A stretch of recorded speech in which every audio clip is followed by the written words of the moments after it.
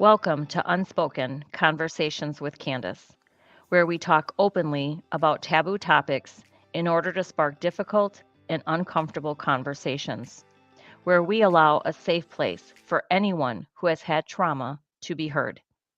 Unspoken Conversations with Candace is about speaking your truth by using your voice because you matter. Each season on my podcast has its purpose, and for season 3, it is dedicated to all male survivors. I want to express my sincerest gratitude and acknowledge Jeff Chugum. He was curious to learn more about my podcast. Once I explained my vision for season 3, he wanted to help. Thank you, Jeff, for your sponsorship and support. Special thanks to Jesse Daso for assisting in the planning, logistics, and helping to invite guests for season 3. And last but not least, Neil Parekh, my season 3 co host. Neil arranged to have Digimentors produce the show on a pro bono basis. Digimentors is helping me step out of my comfort zone by implementing video production. This form of media stream will be available broadly via our social media and our websites. I am extremely grateful to work with Neil and Digimentors. If you are interested in a high quality virtual or hybrid event, I encourage you to reach out to Digimentors. They work with nonprofits, higher education, corporate partners, international organizations, and others. It does not matter where you are based or how big or small your business is. They also do social and digital consulting, training, workshops, videography, recruitment, and more. Check out the links in the show notes for their contact information. Trigger warning. Before we begin, I want to make you aware that we are going to be talking about some very sensitive issues. All of our guests are male survivors of sexual assault. They will be sharing very personal stories about rape, incest, sexual abuse, and or assault. Please take a moment and make sure you are in an appropriate place to watch and or listen. Some of the descriptions may be explicit and have the potential of bringing up a range of emotions.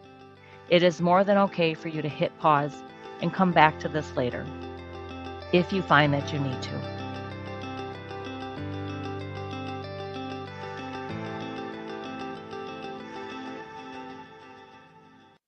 So, welcome, Neil, to the show today. Thank you for being here. I appreciate you being my co host.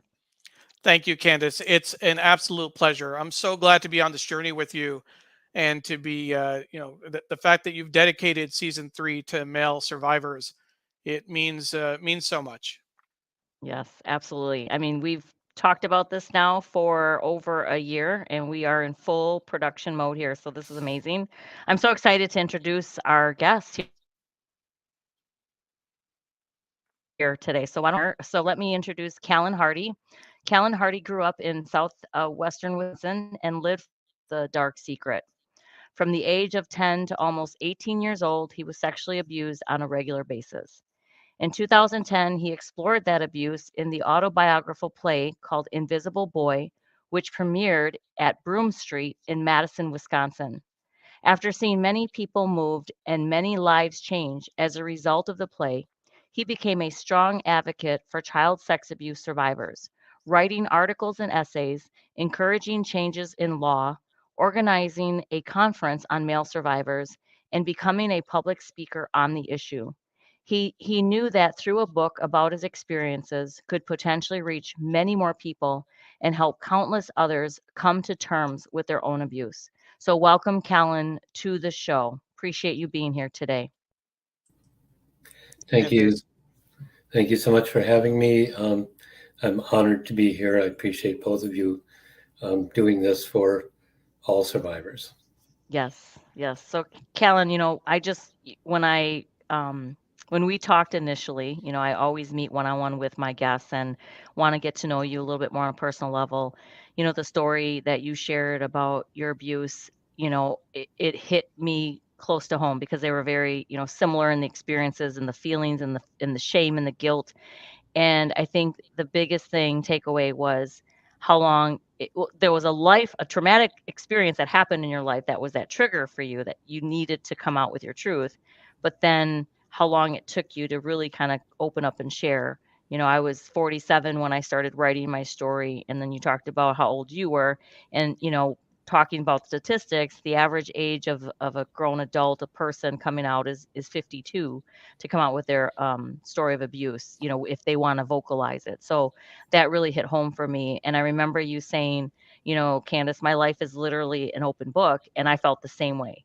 The minute my book was released, that's just what I felt like, no holds barred, so to speak. So again, I really appreciated how honest and raw and real.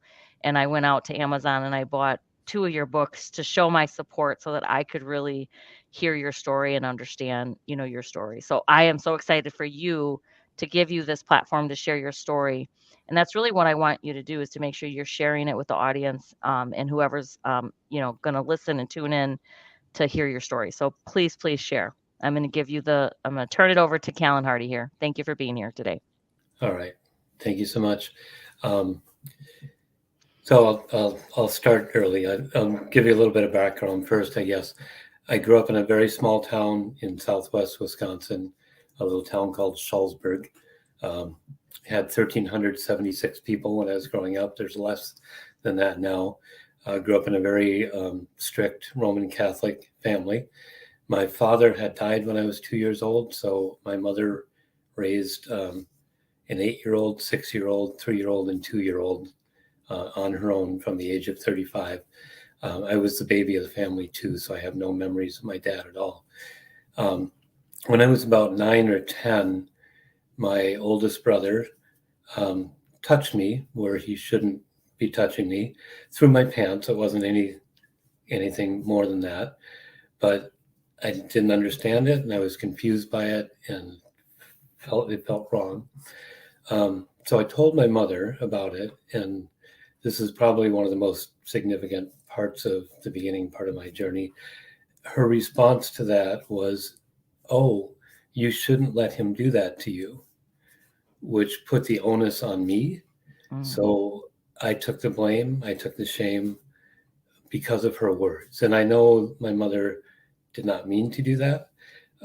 This was an era back in the 1960s where people didn't talk about sexual abuse. And, a single mother like her, coming from a strict Catholic background, she probably had no idea how to deal with what I told her at all.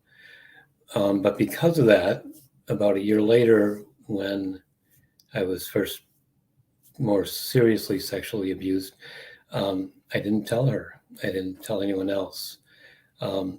This part of it, I'll give a little trigger warning because this part is a little bit hard to hear. But the next time, my brother asked me if I wanted to play a game, and I was 10 years old. So my oldest brothers asked me to play a game. Of course I want to play a game. So I said yes. And then he said, well, I have to tie you up to play this game. And, we played cops and robbers and cowboys and Indians in the neighborhood, so they didn't seem anything out of the ordinary. So he tied my hands to a piece of furniture and my legs to another. And then all of a sudden, my pants were being unbuckled and pulled down. And I didn't know what was happening, but I struggled mightily for a 10-year-old with a much larger and more mature person sitting on my chest. But obviously I did not have the strength to fight it.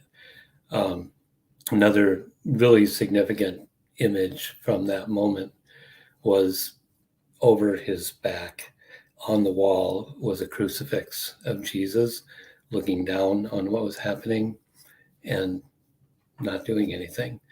And I have often said I lost both my spirituality and my innocence on that day. And still, I'm now a very spiritual person, but not the religion that I was raised in. After that event, pretty much if my mother would go to the grocery store and leave us alone, I could expect that something else might happen. If she, took her sister and went over to Dubuque shopping, I could expect that something would happen. I don't know how many times, and I don't remember every time, I'm sure. There are some moments that really stand out, very vivid memories, and then others are just hazy, pretty much lost moments. I do remember one time, oftentimes this would happen in the basement, in a back room where the washing machine was. It was pitch black. And in that room, I was raped and screamed very loudly, but nobody was home. And the neighbors, aren't right next to you in a town like that. The houses are separated a little bit. So obviously nobody heard that. And he didn't stop until he was ready to stop. He took me out into a farmland one time and managed to coerce me into doing something out in public. And there was a plane flying overhead that scared the hell out of me, that somebody was, spying on us and seeing what was happening. And I couldn't tell anybody because of that thing that my mother had first said. I didn't know what to do about that. So I never told anybody. When I was 17 or 18, I finally did tell a friend of mine, but immediately after spilling that, I told you can't tell anybody else. So I got scared because I had let that slip out, and it was supposed to be a secret. He had threatened me. I don't recall the specifics of the threat, but I know that he told me that I better not ever tell anyone. And those kinds of things stay with you years and years later. When I was in my 50s, when I was writing my play Invisible Boy, I had fears as I was writing that if he found out that I was writing it, that he would kill me. But I knew I had to finish it. As you mentioned my health issues before, what happened was in 2008, I had a massive heart attack on stage in the middle of an opening night performance of a play. So if you're going to do it, you might as well do it big. But it was 100% blockage in my left coronary. And those kinds of events make you stop and think about your life and think about what you're doing with your life and what's important, what still needs to be done. So it took me another couple of years, but I knew that I had to share that story.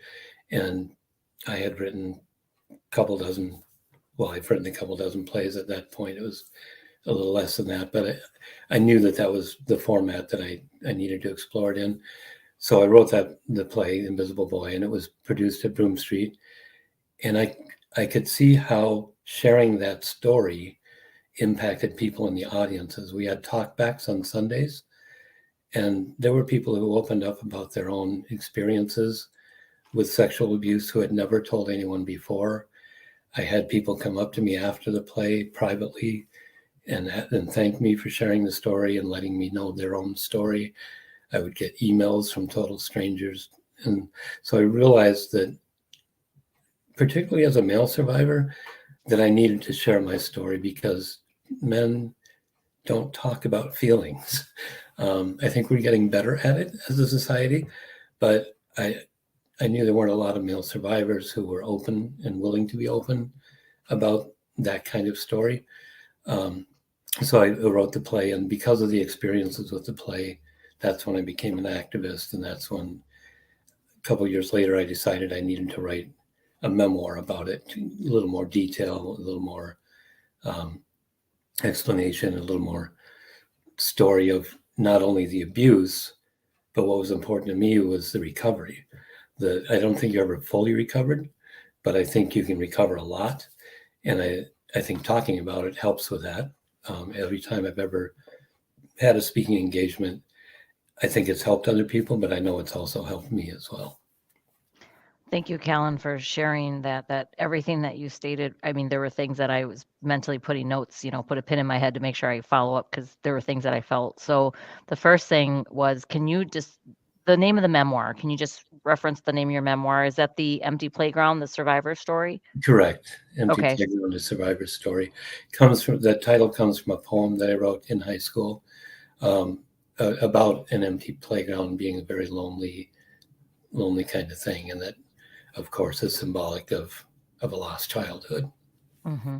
And so then thank you for, I wanted to make sure we put a plug in for your memoir to make sure, for other survivors, to purchase, support you as an author. And, the stories are so similar when I think about what you experience and I just some of the appreciate that. feelings. It's interesting. It is selling. Some of my other books that I had written previous to that aren't still selling.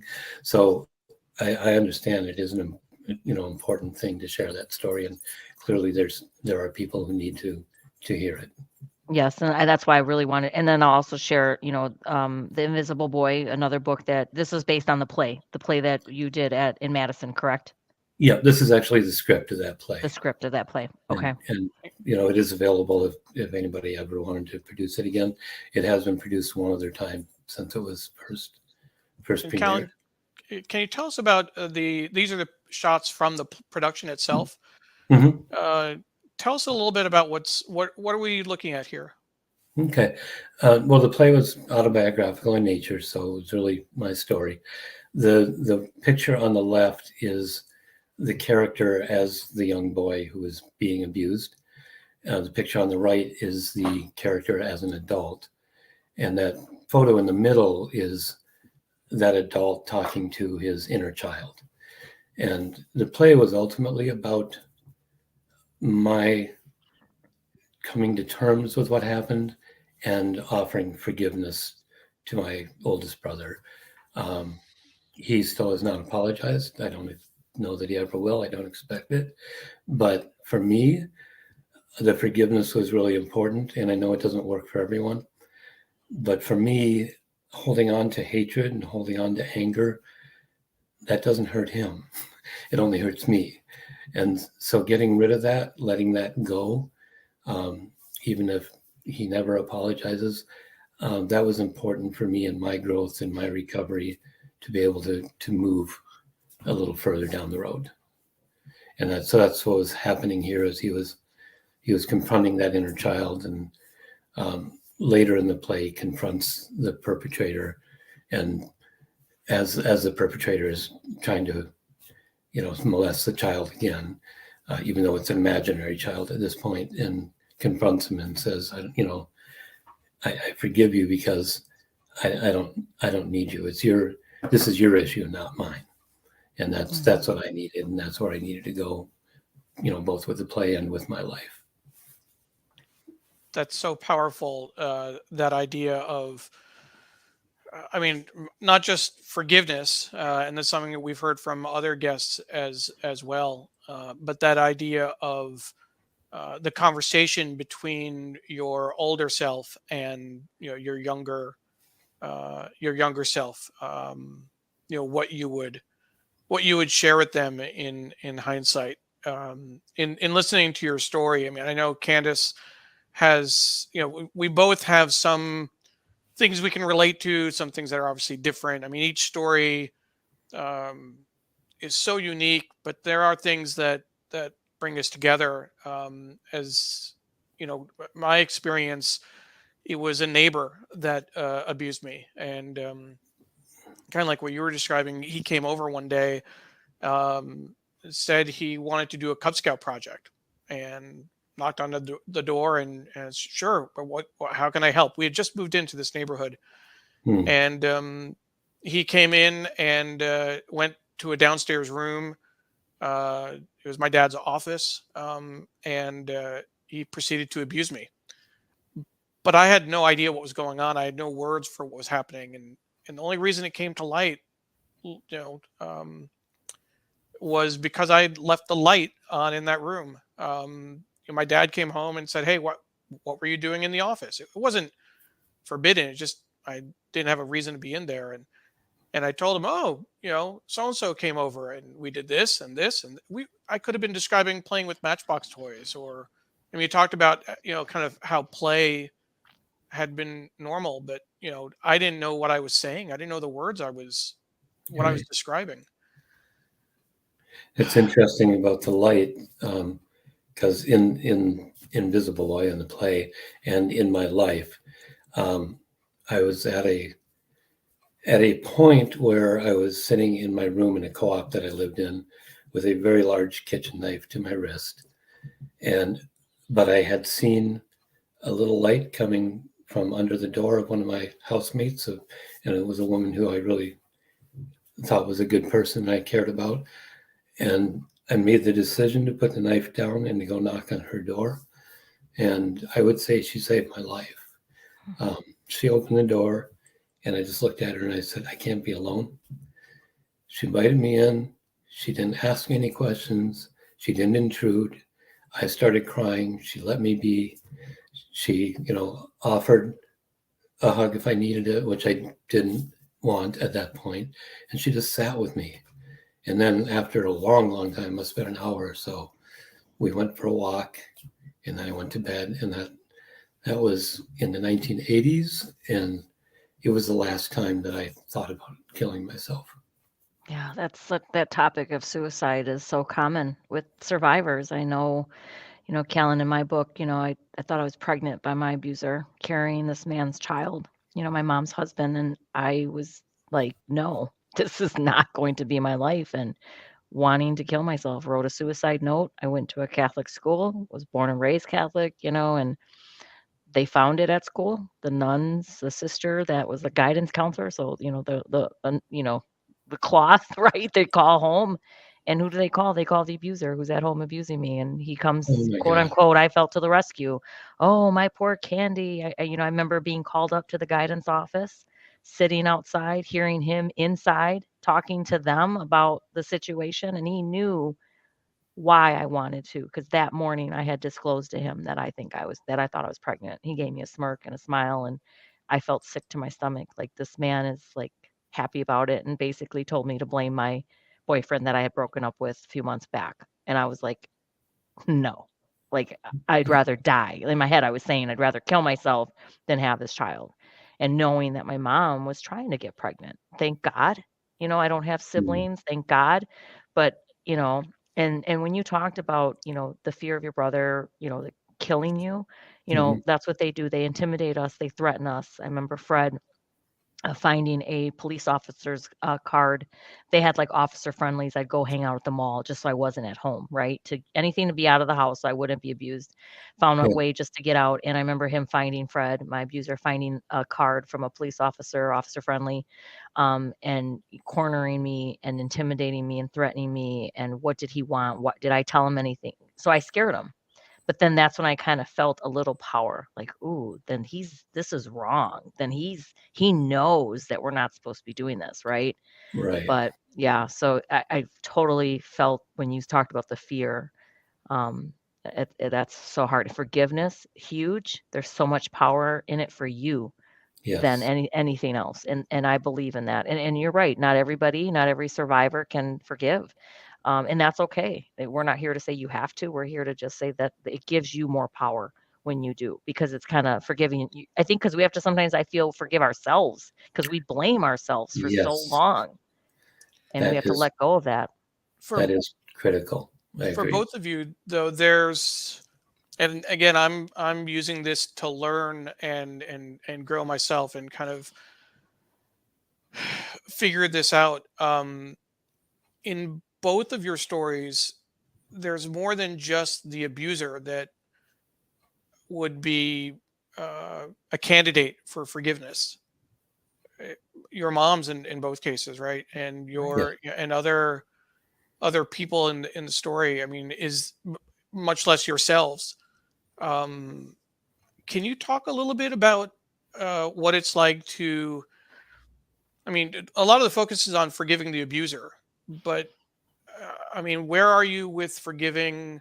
I mean, Candace, you talked about forgiving your mom. Um, Forgiving your moms, forgiving yourselves. I mean, is that the last step in the process? Is that the first step in the process? I'd say it's a step in the process. I think the process is different for each person who goes down this road. Um, and I've never held that against my mother. I knew that it affected me in that way, but I also understood that generational thing, and that she had no clue that what she said was hurtful. She was just trying to parent as well as she could with no um, but no guidebook really. So I had forgiven my mother a long time ago. Mm. For me, the forgiving myself was probably the hard part because you do tend to blame yourself. You think it's your fault. You think that you're the one who caused it. Um, you wonder if who you are is what made them do it. And I don't, this hasn't come up yet, but I'm gay. And, one of the things that I had mentioned to you, Neil, prior to this is one of the things that I learned in my coming out about this abuse was that I am not gay because I was abused, and I was not abused because I'm gay. But a lot of people, especially male survivors who are straight, question, what does this mean? Does this make me gay? What's going on? So there's always this self-blame that comes along with that. I think that's if not 100%, pretty universal feeling with survivors. Would you say that, Candace? Would you agree with that? Yeah, I would agree. I remember one time someone questioning my sexuality, and I was like, well, what does that mean? I didn't know the words for what that really meant. And they were like, oh, well, I thought that, if you're abused that, you might be gay. And I was like, where did that come from? I guess I didn't, I never heard that. I never correlated. I just remember someone coming at me that way and I wasn't sure how to respond. And Mm. I had never, I think for me, I was very promiscuous. If I I was too. because for me it was if this was happening to me, by this person, right? Not out of the want or desire or choice, it was I was going to pick who I wanted to be with, right? It was on my terms and it was my decision and being promiscuous something I regret because I wasn't taking care of myself. I was myself at risk by, having unprotected, unsafe sex is horrible to say it, but running the risk. And I hate to say it to this day, I have health issues because of being promiscuous, um, and that's unfortunate. I've had a lot of problems, so, but, and that's also hereditary, but still talking with doctors and understanding and explaining, and they say, if you're being abused at a young age and, you're being touched and penetrated and things can happen to your body. And so not to point fingers, blame, but it affected my health, my well-being, so. Yeah, mine too. I was also very promiscuous for a period in my young adulthood. Slept around with a lot of people. I couldn't give you a number. Um, it's not something I'm ashamed of or proud of. It just is. Um, but I did that a lot, and it is one of the things that a lot of survivors do. And I think for that reason that you just said, it gives you the power. You're the one in control. You're making those decisions. It's not somebody thrusting themselves upon you. I also damaged my health with drug and alcohol abuse for years. I would go out to the bars, drink 18, 20 brandy cokes in an evening, regular basis. Every one of the gay bars in Madison had specials on different nights. So I was always there on those nights because I was also poor because I wasn't taking care of myself in any way. But I would, go to the beer bashes and things like that. Pretty much drunk every night for 10 years straight. And, people would say, I think you have a problem. I'd be like, it's none of your damn business. This is my life. Until I realized one night when I was living in Denver that I was killing myself in a different way with that, and that I had to stop. I went home and told my partner at that time, I said, I'm quitting drinking. And his response, and I don't blame him for this, was, yeah, I'll believe that when I see it. That was April 18th of 1989. Haven't had a drink since. Congratulations on your sobriety. Congratulations. Wow. That's great. That is amazing. Yeah. I want to go back, Neil, if we can, just forgiveness, when we talked about forgiveness and, forgiving of yourself. But then my mom, I never really blame my mom because I knew Fred was abusive. I mean, I don't want to say that it was domestic violence situation, but he was intimidating, threatening, so I know she probably felt a certain way too. I remember, there was one situation where he had physically hit my mom and, I remember cops being called. I remember the ambulance coming. I remember my mom's sisters coming into the house, and my aunt, cussing him out. You ever lay another hand on my sister, I'll kill you. Like, where family, came in and to rescue my mom, and she stayed with them. And again, people don't leave, and so I always remember that. And I was little. I remember him because I was screaming because my mom was being hurt, and I remember him taking, in the Hispanic, taking a chancla, which is a flip flop, and hitting me, and telling me to shut up, quit crying, like.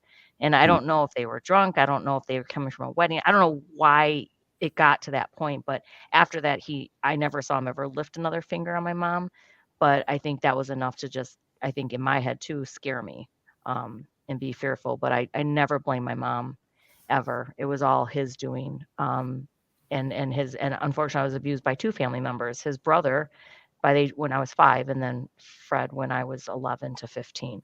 So, again, I think I was being conditioned at a very young age and not being talked to about my body, my private parts. But, my dedication in my book, I talk about, I don't blame my mom. And I never wanted anyone to go attack my mom or, try to be my saving grace and go at her inappropriate because it's not their place. And then when the book came out, I gave my mom a big hug and I just let her know, like, Mom, this is not a reflection on you. This is my story. And I don't blame you. I don't want you to ever take anything with you. This isn't about you and what you did. You were a great mom. You were a support system. And, she lives with me. She's retired and now I take care of her. So, so it's a great relationship and I'm blessed to have her.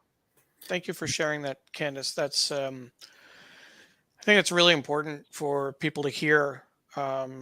It's something I think that sometimes gets lost in these conversations. It's the collateral damage in terms of relationships, not just the impact on you and your abuser, but then everyone else around you and how it ripples out. Well, just I know the ripple of my daughters and their adult children with their children, and we're now having a lot more honest conversations about what they felt, And Hmm. I had this man who abused me, Fred, in their lives for a period of time because both of my daughters were around him, and he was acting like grandpa, and they were like, "That's not my grandpa," and I knew it wasn't. But again, I wasn't ready to speak up back when like I am now. So it's just crazy. It took me many, many years of therapy to be confident in what I was talking, my story, and to not be afraid because fear held me back. And it wasn't until 2017 when the hashtag Me Too movement happened and all of Hollywood was coming out with their stories. And I'm thinking, well, I'm not Hollywood. I'm just this little girl, Latina girl in Wisconsin. It was happening to me. I have a story and I'm going to share. And thank God I did, because like you said, Callen, the ripple effect with the book, and if it just touches one life, then you've done your job. Yeah, and it'll touch many more, I'm sure. Many more. Mm-hmm. Yeah. And look at where we are on this podcast. This is amazing. Exactly. It's interesting when you were talking about your mom. I think Catholic mothers back when I was growing up were not very good about talking to their children about their bodies and that kind of thing. My mom once asked me when I was in my early 20s, she goes, I did a good job with sex education, don't you think?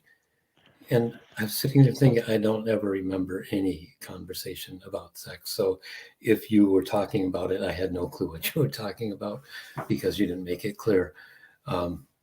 So she was, very awkward about those kinds of things. So, and again, I think that's part of why she didn't know how to respond when I first told her when I was about 9 that had happened to me. But I don't blame her for that. She was actually a more difficult thing for her was me coming out as gay, actually, because Catholic teaching teaches that's, love the sinner, but not the sin. Mm-hmm. You've probably heard that before if you grew up Catholic. Yes. So I did, when I wrote the play, I did decide I needed to talk to my mother because I was being produced here in Madison, which has a daily newspaper, a couple daily newspapers, and a weekly arts magazine. And those people always reviewed the plays, and she it's 80 miles away, but the people in that town either got the Madison paper or the Dubuque paper, and she was a Madison newspaper subscriber. So I knew that she would see reviews, and she was in the hospital at the time. She had broken her hip. And so I sat down and told her, I said, I wrote this play about growing up, about being sexually abused, and I need to let you know about it because you'll probably see it in the paper. And she looked at me and she goes, "Who did that to you?" So I don't even think she remembered that first time when I talked to her. And I told her, and she was like, she just sort of clammed up. And there was something about the way that she looked and acted in that moment that I knew that she had also been abused as a child. I just knew it. And I asked her, and she just said, "Well, why are you asking that? I don't know. I don't think so." But I'm confident that she was. I could just tell by the look in her eye. It's something that I've spent a lot of time thinking about. I mean, everything that you're talking about as a father. My daughter is 9, is 10 actually, and early on we wanted to make sure that she was aware of her body. One of the first books we read to her helped her understand her body parts and use the right language. And I've taken it a step further. I'm actually teaching the Our Whole Lives is what they call it at the Unitarian Church, the sex ed course there, in order to give people the language and space to talk about these issues. But what you're talking about in terms of the conversations with your moms, it's something that in the run up to this season, and over the last several months, I mean, I knew I had to sit down and talk to my mom, early on, because this has been all over, my social media and my website and talking to people about it. Um, it's a journey. You know, I'm still figuring this out. I wrote a blog post about being abused, about sexual abuse during the Brett Kavanaugh hearings a couple of years ago. I did when I worked at United Way. I also hosted a Sunday show, the New York Times read along, and that one particular Sunday when I was home in Hastings, we talked about the coverage of the Brett Kavanaugh hearings, but then I quickly pivoted to sharing my story from the home I grew up in. And I knew that it was a public place, a public space rather, but there were people that I was familiar with. The audience are kind of, there's a regular crowd that joins. So that was the first time that I actually talked about it out loud. But that my mom was not just watching; she was in the kitchen watching. I talked with her afterward. I gave her a heads up that it was going to be a challenging, a sensitive show. I think, but um, all of that, and then the guilt about what happens and kind of choices you make afterward. Um, Okay. that's a lot to carry. It's a lot to the feeling of responsibility. It took me years to realize that I wasn't responsible. I wasn't responsible for being abused when I was 6. I was 7. I knew that, but it was the year after, the summer after, and the summer after that. Um, I always thought that I had asked for it, that I had initiated it, but I engaged in some sexual activity with the person who abused me in the woods outside our house, I think in his basement. I I always thought that it was of my own volition, that it was something that I was asking for. It took years to realize that I didn't have agency, that it wasn't me. Um, on a good day, I fully can embrace that it wasn't me, and there are moments that I still have trouble talking about that and coming to grips with it. I mean, it's just it's hard to carry it. I And think, that's go oh, ahead, sorry. Callen. I No, was go just ahead. going to interject. I think one of the really difficult things for male survivors in particular is that your body reacts and things can actually feel physically good even when they're emotionally not good. Um, and so that helps lead to that kind of shame and blame. Like, oh, I must be responsible because my body reacted and because those physical sensations felt good, even though I feel awful. And it's a very hard thing, that dichotomy to sort of balance and understand that male bodies will react even in negative circumstances like that.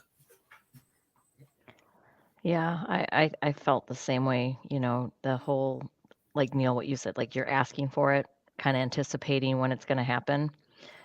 Fred, he did do a lot of drinking, did drugs. And I had an aha moment when he was very high and like almost like uncontrollably high. Like I could just tell something wasn't right with him. Then he left me alone. So I was like, oh, I hope he's drinking, or oh, I hope he's smoking, or I hope he's done something today. And then it's when he wasn't. And then I thought, I must have been his other drug.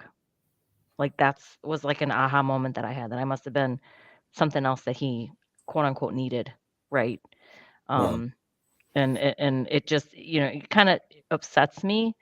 And I kind of gone through some of those roller coaster of emotions doing, this season, and really having these video conversations, right? And in a different type of way, but it's just like raw and real about how I felt. And I felt like the other woman. I felt like I was in a relationship with this man and I wasn't. But it was just me being this young child that did not know what was going on, didn't comprehend again, and I remember going to sex education classes, or they were having them at school, and Fred and my mom pulled me out. And I thought, I bet you that was his doing and not hers. He pulled me out probably because I would maybe discover that something was wrong, or I would Yeah. maybe say something. And I took a first aid class, so I knew how to put a band-aid on and stitch you up. So, but yeah, they pulled me out of sex education, and I'll never forget that. All these correlations of things that I was experiencing, and it was all to protect him. He was Yeah. protecting himself. Mhm. I Mm. I want to clarify, and when I say that I felt like I was asking for it, like, and it wasn't like a, I did something and I put myself in a situation. I mean, like, I felt like I initiated it. Like I literally said, "Hey, let's go and do this. Let's, um, like, again, almost in the same way as, hey, let's go shoot some hoops. Hmm. Let's Yeah. go, behind the tree in the woods." And and so that's kind of where, that's what's in my mind. That's what I carry. um Mm. and so when you talk about the idea of forgiving yourself, you know um I mean, the frustration I had with the initial experience is that I don't feel like my parents did anything after the abuse. I mean, the scene I remember is going, I told my dad, we went across the street or down the street. We're standing in front of our neighbor's house. He confronts the father. The father turns around and yells, for his son to get down here. That's all I remember. I don't remember anything else um, from that scene. I don't remember um, my abuser being at the door, whatever he might have said or not said. I don't remember walking back to the house. It's just like it's like I'm transported from telling the story of what happened in the house and the next thing I know, we're in front of their house, and then I'm just on with my life. Mm. And it's not. I mean, every story is different. I've always wondered. I mean, and I don't wonder. I know why they didn't say anything. My parents are immigrants. They didn't want to engage with law enforcement or authorities, or call attention to it. Um, it's I mean, it's not hard to figure that part out. Um, Really, I guess what I'm left with is figuring out how not to um, how to not hold on to that, and how to kind of I guess what I'm doing is exercising it, right? By talking about it, and I've described this, Candace, season 3, as a seminar for me. Even if we don't have an audience, even if no one's watching, I'm learning from all these guests, and I'm figuring out how to heal. Yeah, Callen, and I thank you think so all much. these and all right, and all these conversations are helping you to find the right way to talk to your mom, to find the right words, because we all have experience in how we share it and how we've said it, things that we've gone through. So I think you're right, Neil. This is just helping you to heal even more. And again, you feel this personal responsibility, not only for yourself and your story, but now for others. You have this personal responsibility. And Callen, I just want to say kudos to your friend that you live with. When you talked about having that knife and wanting, to commit suicide and thinking about doing the act, and then her just being there and you saying to her, "I can't be alone." I mean, I wish more people that are having those thoughts could just say out loud and speak the most unspoken right words, that I am having these thoughts of just not wanting to be here anymore, or I want to kill myself. I mean, that should be more of the norm now, and it should be okay. Like, what can I do to help? Or again, like she just sat there and she listened, or she let you cry. I just feel we need to advocate for that as well. Mental health, getting therapy, seeking help. There's so many resources. I didn't know about any of those resources when I was in my trauma. But Same. now I'm here, an advocate, banding together with other survivors like Callen, and you're such a great resource. And then Neil, learning together, right? Being on this journey together. It's very powerful when we stand together. We're stronger together. One of the Absolutely. things I'm very impressed with, Callen, with the work that you're doing, uh, you're a public speaker on these issues. You've spoken to a number of groups. You've organized conferences. Can you tell us a little bit about that work? Sure. Um, the conference got started because there's an organization called Male Survivor, which I think you're familiar with, and I was on their email list, and they had sent out a thing about a movie that they had available called Boys and Men Healing, and I thought, oh, that needs to come to Madison. So I contacted them and said, I'd like to bring this to Madison, and I can't remember her name, but the main office person there, I think it was Trish, wrote back and said, maybe you should work with some local organization to help you do this, because we usually send it to organizations, not just to individuals. So I immediately contacted the Rape Crisis Center, explained what I wanted to do. And the executive director said, well, if you're going to spend the money to bring that film here, why not just make it an all-day thing and do a conference? So I said, okay. So I started going around town. And I think that first year we had 9 co-sponsoring organizations, truly a grassroots effort. And the keynote that year ended up being Chris Anderson, who was the executive director of Male Survivor. And I somehow managed for a number of years to get all of our speakers to do it for no charge. And we had some really great speakers. I would just explain, that it's a grassroots thing. It's really important. We'll pay for your airfare and hotel, but we don't have a lot of money. And they were all very generous in that. So it ended up being a full day conference where we would have local therapists, survivors, others come in and speak and do workshops and presentations. And by the time, we advanced a little bit, we had like um, groups for survivors, groups for therapists, and groups for allies and family. So there would be, tracks that you could go, and you could pick and choose from those tracks which presentations work best for you, and there would always be a keynote. As far as my own speaking, I just go wherever I'm invited. Most recently, I spoke to Active Minds at UW Milwaukee. I don't have any current ones coming up. I was supposed to speak at, it was going to be by Zoom because of COVID, but I was supposed to speak to the assault organization in Racine.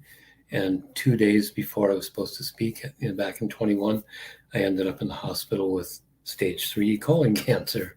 So I had to cancel that one. And then I hadn't done any speaking until this Milwaukee one just a couple months ago. So I really enjoyed doing that. I had one of the most difficult ones I ever did was in Platteville. I lived there for several years. It's where I came out, and it was a really hard experience coming out in that town in 1979, which is only 10 years after Stonewall. So speaking there at the Memorial Union, which was a corner where I had people throwing beer bottles out of their car windows at me because I was gay. But the previous night I had stayed with my sister who lives in the house that I grew up in.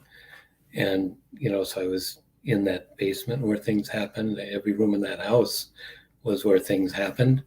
So that really brought all these emotions up before doing that talk in Platteville. It was during Sexual Assault Awareness Month. So that was probably one of the more difficult ones I've done, just because of the emotional context of the place and where I had slept the night before. But I spoke at Male Survivors International Conference a number of years ago in New Jersey. I was a keynote speaker in Eau Claire. Most of my speaking has been around Wisconsin, because that's where people have heard about me, or somebody else says, hey, you should ask this guy to talk or whatever. So I'm always happy to do that and share my story. Always open it up for question and answers afterwards. And there is not a question that I am uncomfortable answering. We're an open book. Definitely. So speaking of books, so Callen, I don't know if you had a chance to read my book Unspoken yet. I have not but yet. Sorry. that's okay. I'm just going to put a plug for it here. We're getting ready to kind of full circle, right? Kind of close out our show. But thank you for everyone who has supported me. But my book is available, Unspoken by Candace Sanchez. You can find it on my personal website, www.candacesanchez.com, or you can go to your Amazon friends, whichever you prefer. But if you go through my swag store, you can get a personalized signed copy autographed to your home residence. And then just trust that anything you do purchase from my swag Unspoken store, I do promote and give to lots of organizations. I donate to sexual assault survivor programs within the Milwaukee and within the Racine area. And Neil is holding up one of his coffee mugs with the Unspoken podcast logo. So that is a great plug. Thank you for plugging that. And That's awesome. Callen, as a guest, every guest gets a mug. So you get your choice in either a chocolate colored mug or a white tall mug. So one is a little bit smaller, but we'll talk about that. But, as we begin to wrap up, I wanted to also share that I actually am part of a national foundation now to ending child abuse and neglect. So I brought a walk to the city of Milwaukee here. We had the walk at the beautiful Lake Michigan in Oak Creek, Wisconsin. We did the walk here in the fall of 2022. We raised almost $10,000 for the cause. The National Foundation to End Child Abuse is tied to, of course, our abuse stories, right? And so just kind of wanting to put a plug for NCAN. I now am on their board of directors. So now I'm working with the National Foundation as a survivor and as a voice on their national board. So I'm very excited about that. So I wanted to make sure we plugged NCAN. Make sure if they're in your city, support, or just go visit their website, endcan.org. if you would like to be inclined to make a donation or consider walking in our walk, we're having one in 2023 as well. So I'm excited about that. And so how I would like to close out, Callen, if you're so inclined to help us close out the show, my last chapter of my book was called Full Circle Blessings. And I always like to ask everybody on my show, what are you most grateful for? Full circle blessings. I am most grateful that I have always been a survivor, and I'm grateful for the people in my life who have allowed me to survive or helped me to survive. And that's a lot of them. My partner, Brian, the friend that I talked about earlier. I have a friend who's a therapist, although that's not our relationship, but she has been a godsend to me as well. So mostly for the love that I have in my life. Love is love. I love it. Thank you, Callen. Neil, what are you most grateful for? Well, Candace, I'll say, I've said this a few times, but I'm continuously grateful um, for you and our friend Dawn, who have really helped me to find my voice with this. This is, as I've said, I feel like I'm much, kind of at the very beginning of this journey, but it's giving me the confidence to talk about it. It's giving me the confidence to engage with people, and to exercise some of these demons.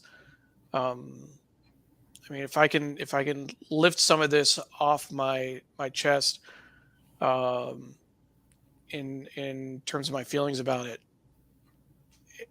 it can only get better from here. So thank you, Candace. Absolutely. And I'm just grateful for, having the ability to have a platform to do this. It's hard work. This is tough work, but when somebody's got to do it, and I'm so grateful that we're all doing it. And so I say, you know, we are thriving. We're thrivers. We get up every day, no matter how difficult and hard it can be to get up on some days. We are here. And I'm grateful for my family, for the love and support that I also have, and just to everybody that has supported Unspoken Conversations with Candace. The partnership with Digimentors, again, partnership with Jeff Chugum and Associates. Again, if it wasn't for those individuals, these organizations, these business owners, these other survivors coming together to say this is important work. Let's join forces. Let's do this together. So, Callen, thank you so much for being on the show today. So great to have you. And I will be bringing back that conference. We're going to talk about that conference and bringing something back Awesome.